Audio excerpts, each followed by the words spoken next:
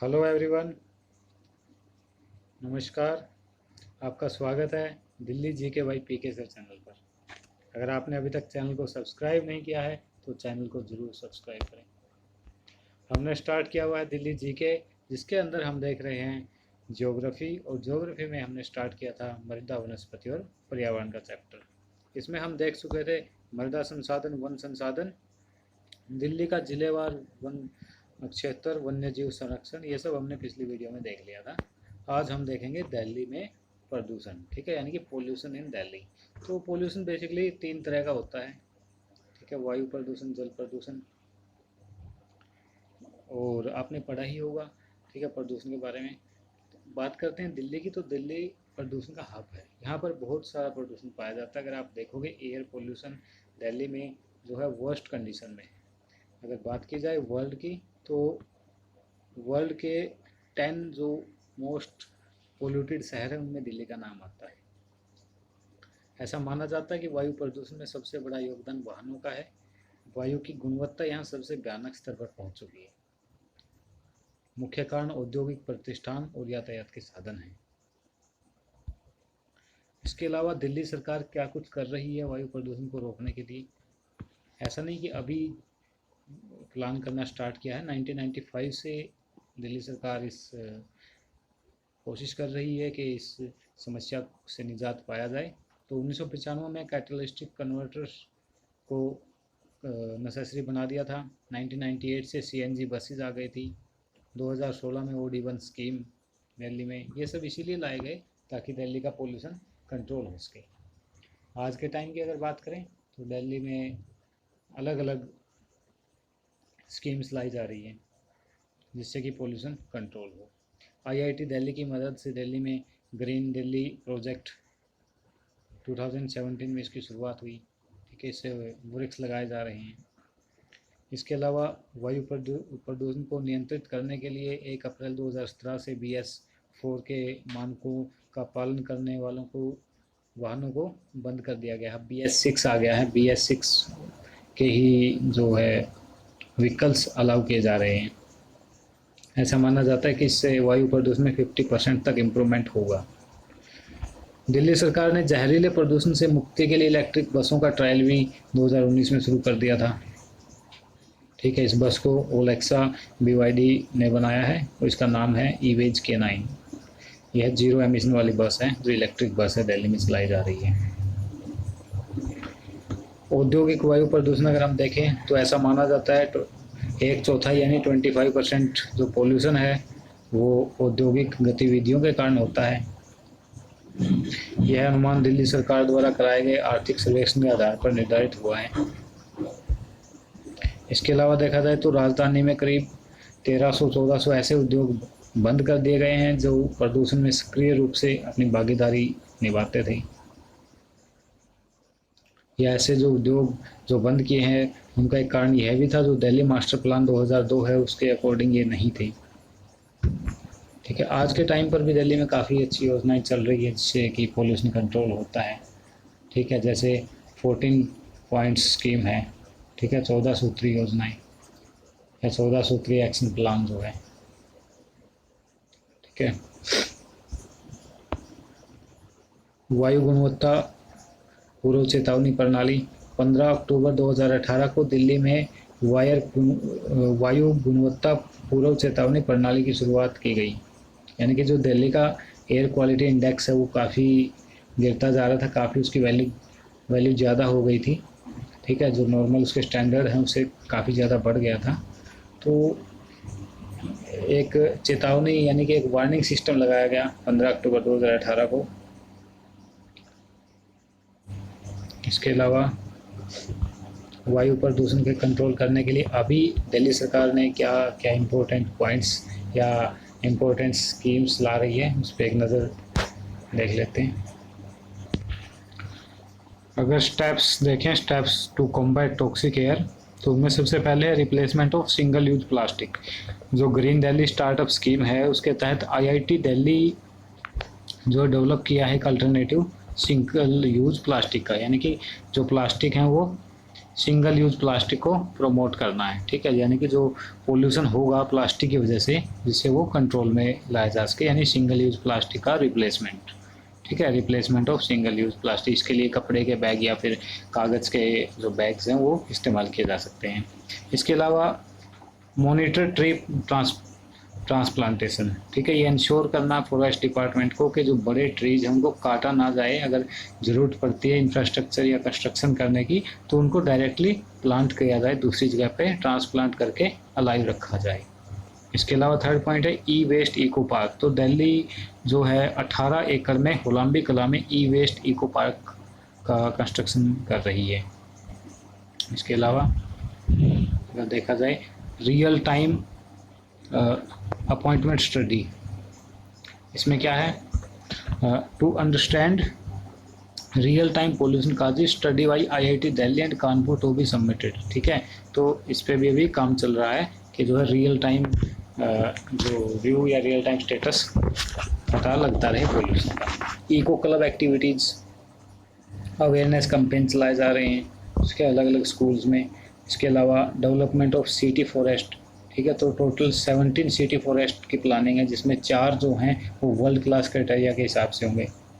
इसके अलावा development of Delhi lakes, Delhi के जो लेक्स हैं उनको प्रॉपर तरीके से डेवलप किया जाना है। इसके अलावा एंटी ओपन बर्निंग कंपेन, ठीक है, ओपन में कोई बर्निंग ना हो, ठीक है, उसके लिए भी कंपेन चलाए जा रहे हैं। एंटी रोड डस्ट कंपेन, ठीक है, 78 मैकेनिकल रोड स्वीपिंग मशीन्स और 587 जो वाटर स्प्रिंकलर मशीन्स हैं उनसे एंटी रोड डस्ट कंपेन चलाए जा रहे हैं ताकि डस्ट ना उड़े, क्योंकि डस्ट ज़्यादा उड़ेगा तो एयर क्वालिटी इंडेक्स बढ़ेगा और जिससे एयर की जो है क्वालिटी वो घटेगी।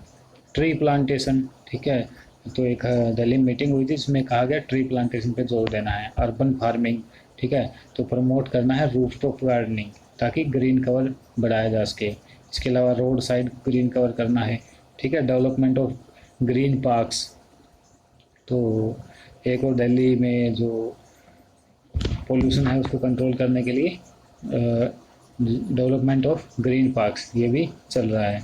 और इसमें क्या होगा, ये सभी RWA NGO सबको इंक्लूड किया जाएगा, ठीक है। और लास्ट पॉइंट जो है 14 वो है इंडस्ट्रियल पोल्यूशन, ठीक है, इंडस्ट्रियल पोल्यूशन को भी कम किया जाएगा, ठीक है। और इंडस्ट्रियल जो पोल्यूशन से इंडस्ट्रीज है उनको एक लिमिट्स के अंदर ही, लिमिटेड परमाइसिस के अंदर ही, ठीक है, परमिसिबल लिमिट्स के अंदर ही उनको पोल्यूशन या अपना जो पोल्यूटेंट्स हैं वो यूज़ कर सकते हैं या एमिट कर सकते हैं, ठीक है। उससे ज़्यादा अगर एमिशन होता है तो उनको पेनल्टाइज किया जाएगा।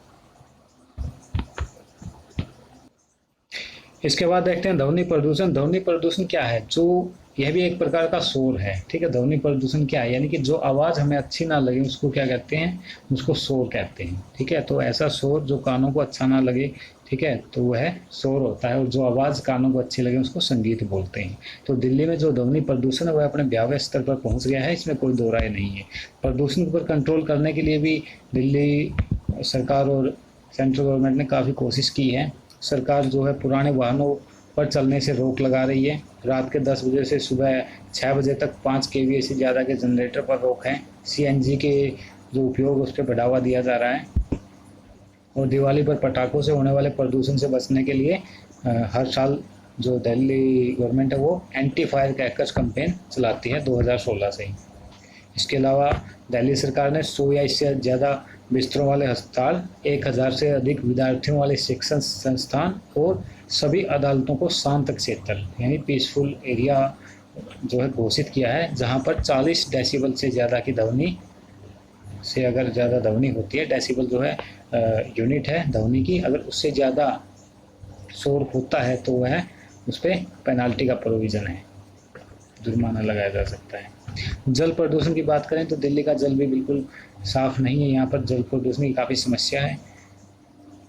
इसका जो मेन रीज़न है वो घरेलू और औद्योगिक कचरा है, ठीक है, क्योंकि कहीं पर भी कचरा जो है पानी में डाल दिया जाता है, ठीक है। दिल्ली में जो बेसिकली 70 से 75% जो 70 to 75% जो कचरा है, कूड़ा करकट है, वो यमुना नदी में बहा दिया जाता है। और यमुना नदी ही जो है नदी है दिल्ली में जहाँ से पानी सप्लाई होता है। यमुना एक्शन प्लान जो है 1993 में यमुना को प्रदूषण से बचाने के लिए लाया गया था।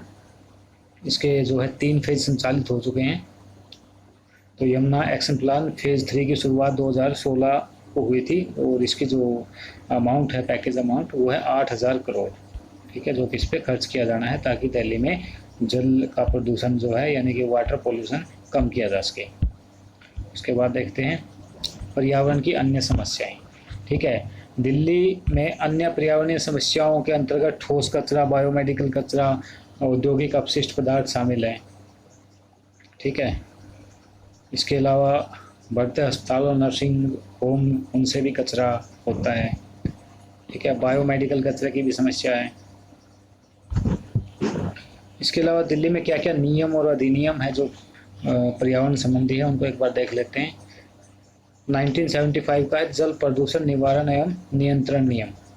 ठीक है, 1975 का है जल प्रदूषण निवारण एवं नियंत्रण नियम। और वायु के लिए है वायु प्रदूषण निवारण एवं नियंत्रण नियम 1975। इसके अलावा जल प्रदूषण निवारण और नियंत्रण उपकर अधिनियम 1977, 1991 और नियम 1978। इसके अलावा ये पर्यावरण संरक्षण अधिनियम 1986। इसके अलावा विभिन्न उद्योगों के प्रदूषक उत्सर्जन मानकों संबंधी अधिसूचना 1989। ठीक है, तो ये सब हैं जो पर्यावरण से रिलेटेड रूल्स हैं या एक्ट्स हैं। कुछ और हैं जिनमें विकास परियोजना के पर्यावरण प्रभाव मूल्यांकन संबंधी अधिसूचना 1994, बायोमेडिकल कचरा प्रबंधन एवं निपटान नियम 1998, ध्वनि प्रदूषण नियमन एवं नियंत्रण अधिनियम 2000, प्लास्टिक से पुनः विनिर्माण और इस्तेमाल संशोधन अधिनियम 2003।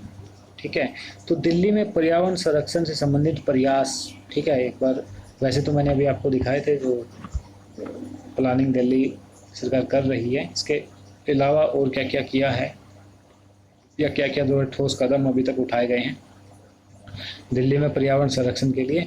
तो पर्यावरण संरक्षण की दिशा में महत्वपूर्ण कदम उठाते हुए दिल्ली सरकार ने 2002 में दिल्ली प्रदूषण नियंत्रण समिति, ठीक है, दिल्ली पोल्यूशन कंट्रोल कमेटी का गठन किया था 2002 में। ठीक है, DPCC। और इसके अलावा हरित न्याय NGT, ठीक है, हरित न्यायाधिकरण, ठीक है, नेशनल ग्रीन ट्रिब्यूनल, ठीक है, जिसका जो हेडक्वार्टर है वो न्यू दिल्ली में है और इसकी स्थापना की थी 2 जून 2010 को। ठीक है, NGT। और आपने देखा होगा हर जगह पे, ठीक है, NGT का अप्रूवल लिया जाता है अगर कुछ पर्यावरण संबंधित कुछ भी अगर करना हो दिल्ली में। पर्यावरण की दृष्टि से महत्वपूर्ण गौरैया पक्षी को दिल्ली सरकार ने 2012 में राजकीय पक्षी घोषित किया। हमने देखा था दिल्ली का जो राजकीय पक्षी है गौरैया, वो कब घोषित किया गया? 2012 में, ताकि उसका संरक्षण अच्छे से किया जा सके। इसके अलावा अगस्त 2012 में नई पार्किंग नीति लागू की गई है। ठीक है, 16,400 से अधिक दिल्ली में पार्क हैं और 7,043 हेक्टेयर में फैले हैं। ठीक है, इनका रख रखाव दिल्ली पार्क और गार्डन सोसाइटी द्वारा किया जाता है। इसके अलावा तिमारपुर ओखला कचरा प्रबंधन कंपनी द्वारा ओखला में विद्युत उत्पादन का कार्य भी किया जा रहा है।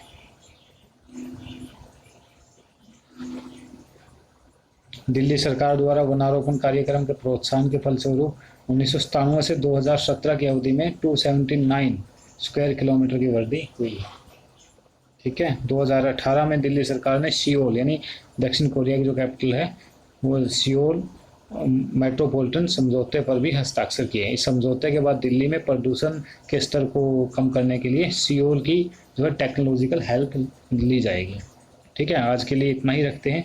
अगर आपने अभी तक हमारे channel Delhi GK by PK sir को सब्सक्राइब नहीं किया है तो ज़रूर से सब्सक्राइब करें। इससे आपको दिल्ली और NCR की वीडियोज़ और दिल्ली और NCR से रिलेटेड GK की जानकारी मिलती रहेगी। Okay, thank you very much. Next video में हम देखेंगे MCQs, तो Delhi GK by PK channel को ज़रूर सब्सक्राइब करें। Thank you very much.